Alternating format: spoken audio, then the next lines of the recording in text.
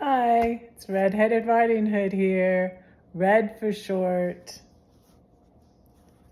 I'm going to read you William Barclay's Daily Celebration, and it's very appropriate. I worked 5:15 a.m. I got up at 4:30.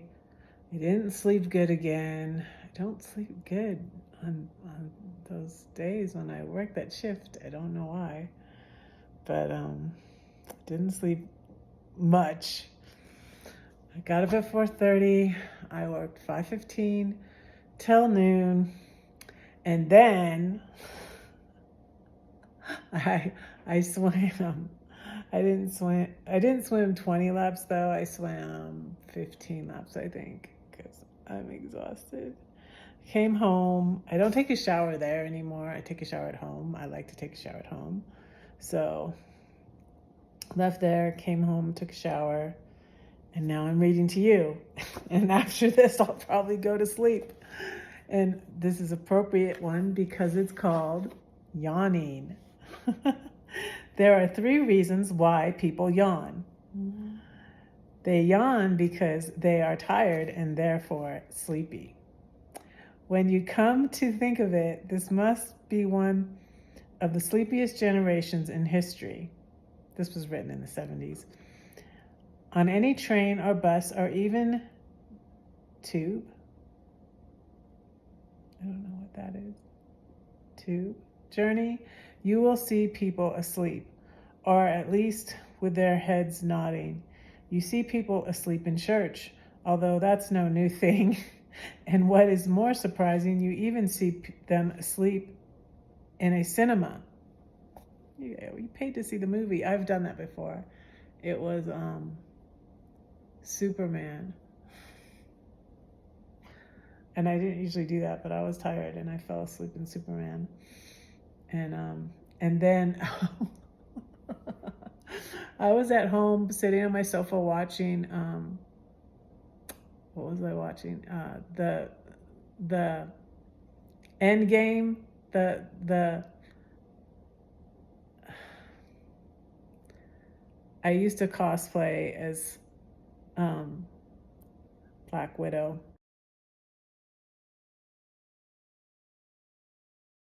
The those people, those superheroes, the End Game. So Avengers, that's it. Avengers End Game. Such an action-packed movie, and I fell asleep. And my Airbnb guest, I had a little Airbnb guest named Amber. She was my kid's age, like in her 20s, and she was a CN, a nurse assistant student, and she worked and she was staying at my Airbnb, and we became friends. And so we were watching that movie and I fell asleep and I woke up and she's like, everybody's dead. Let me finish reading this now. That was a little interlude. Sleep is a very wonderful thing. I know that it is a mistranslation, but it is an inspired mistranslation. When the Bible says he gives his beloved sleep. That's in Psalm 127. Sleep in itself, that's one of my favorite Psalms.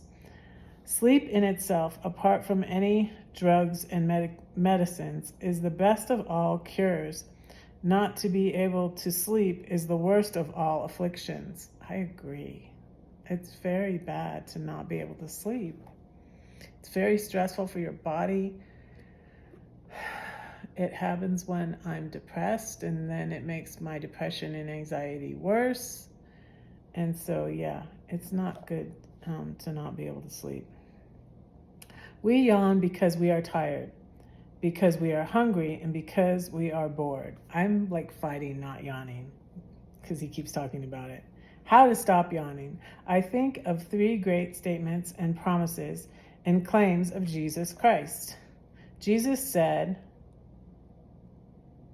as the NEB so beautifully translates it, come to me, all those whose work is hard. I don't know what translation this is. NEB. Somebody look that up for me. Come to me, all those whose work is hard, whose load is heavy, and I will give you relief. That's a nice translation. I don't know that I've heard that one before. Matthew 11:28. I usually hear it, come to me, all you who are weary and heavy laden, and I will give you rest. When he was an old man of nearly 80, in spite of his traveling and his writing and his preaching and his organizing, John Wesley said that he had not known what it was to be tired for years. Jesus is the rest giver to the tired. Jesus said, I am the bread of life. He that comes to me shall not hunger, and he who believes in me shall never thirst. Wow, that's a wonderful promise. John 6:35. There is a hunger of the body and soul. Jesus has the food in the strength of which a man may go for many days. 1 Kings 19:8. That was Elijah when he ate the cake. I think that's what that is. 1 Kings 19, verse 8. And then he ran and ran and ran and then made it rain again. It's a great story. Go look it up. 1 Kings 19. Jesus said, I have come that they may have life and have it abundantly. John 10:10. That's one of my favorite verses too. Jesus offers real life. In living this life, no man can ever be bored. Might be tired, but not bored. Yeah, I'm tired, but not bored. Yeah, I'm gonna work on my budget today. I have now. I'm thinking I might move to New Jersey, in 2025 is what I'm thinking. But I need to get my spending under control and try to make a budget. So I'm going to work on that. But yeah, that was a good one. I like that one. I hope you're enjoying these devotions. I did these devotions before, honestly, after I went through the bullying situation. I would do a different devotion I have a collection of devotions again. I had a collection of devotions when I downsized. I had 2,000 books, and a lot of them were devotions. And I had so many, and I got rid of a lot of them, but I'm collecting them again. I got rid of my old copy of this, and it was falling apart too. So I got a copy now that's not falling apart. And now I got the volume 2, which I didn't have before, the green book. So anyways, that's what's going on with me. Happy Monday. It's Passover. It's Earth Day. The kids in Littleton were out of school, so it got really busy after water aerobics today. So, but I still swam, and I'm tired.